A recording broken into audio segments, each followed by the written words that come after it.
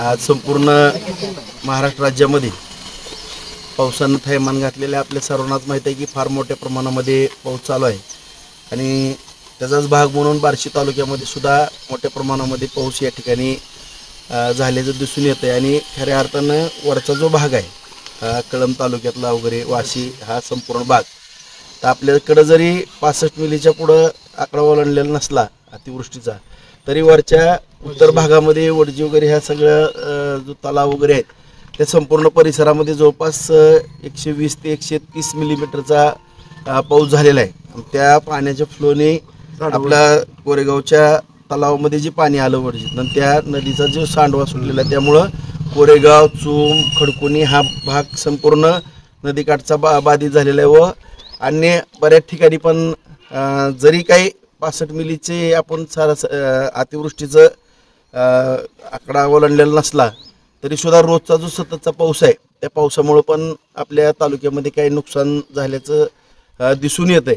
तरी या ठिकाणी मी माननीय जिल्हाधिकारी साहेबाला सगळी माहिती तहसीलदार साहेबाकडनं घेऊन त्या ठिकाणी पत्र देणार आहे। मदत पुनर्वसन मंत्री यांना पण देणार आहे।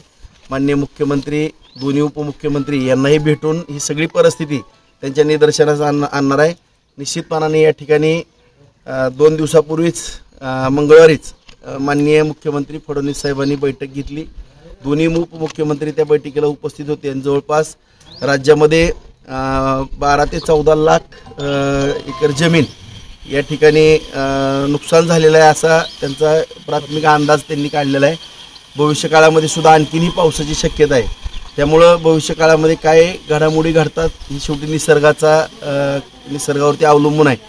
त्यामुळं तालुक्यामध्ये ज्या ज्या काही घटना घडत आहेत ह्या सर्व बाबींवरती आम्ही सगळेजण मी असेल माननीय तहसीलदार साहेब असेल सगळे प्रशासनाची टीम असेल ही सगळी लक्ष ठेवून आहे।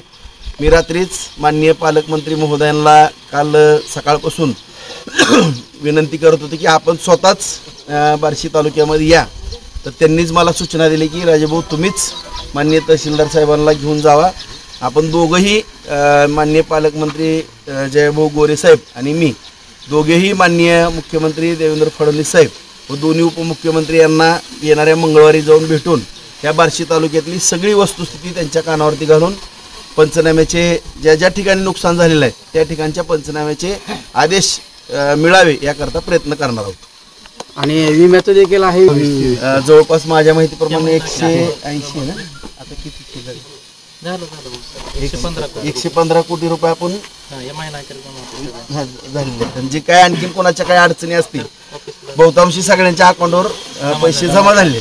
आणखीन हे उर्वरित कोणाच्या काय अडचणी असतील किंवा टेक्निकल काय नावामध्ये काय डबल वगैरे अकाउंटमध्ये काय असेल तर त्यांनी कृषी खात्याबरोबर संपर्क साधावा। तिथं जर अडचण काही सुटली नाही तर माझ्या ऑफिसला येऊन मला भेटावून मदत करायला तयार। आणि आता जे पंचनामे झाले शेतीचे जे नुकसान झाले शेतकऱ्याचं हा अतिवृष्टीमध्ये पण आपला बसत नाही।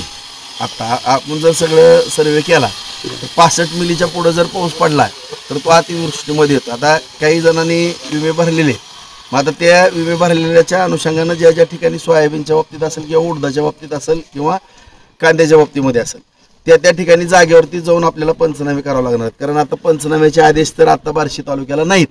ही सगळी वस्तुस्थिती मी पालकमंत्री महोदयांच्या कानावरती काल घातलेली। त्यांनी मला प्राथमिक सूचना दिलेल्या आहेत की राजाभाऊ तुम्ही जाऊन या परिस्थिती पहा सगळं माझ्या कानावरती घाला। मी स्वतः बरोबर माननीय मुख्यमंत्री साहेबांच्याकडे येतो आणि इथला सगळाच तालुक्यातला सगळा जे काही सर्वेक्षण केलेलं आहे माननीय तहसीलदार साहेबांच्या मार्गदर्शनाखाली सगळ्या कृषी खात्यानं पंचायत समितीनं त्याचबरोबर जलसंधारण विभागानं आणि सगळ्या सर्कलनं आणि कृषी सहाय्यक या सगळ्या टीमनी जो काय अंदाज व्यक्त केलेला आहे की नेमकं आपल्या तालुक्यामध्ये काय घडामोडी घालली ह्या सगळा आढावा माझ्याकडे घेतो आणि सगळं समजून घेऊन मी पुढं जे काय प्रयत्न करत असतोय दरवेळेस ते करण्याचा मी प्रयत्न करतो। बरं भाऊ मग कसं कळायचं खडकुनीला अतिवृष्टी झाली कोरेगावला झाली आम्ही तहसीलला नाही प्रत्येक मंडळ कार्यालयाला होता आणि आता प्रत्येक गावात बसणार आहे। प्रत्येक गावात पूर्वी एका तालुक्यातच होतं मंडळला प्रत्येक मंडळात 11 मंडळ नाही ना 11 मंडळामध्ये आहे आता प्रत्येक गावात ते केंद्र प्रत्येक गावात बसणार आहे।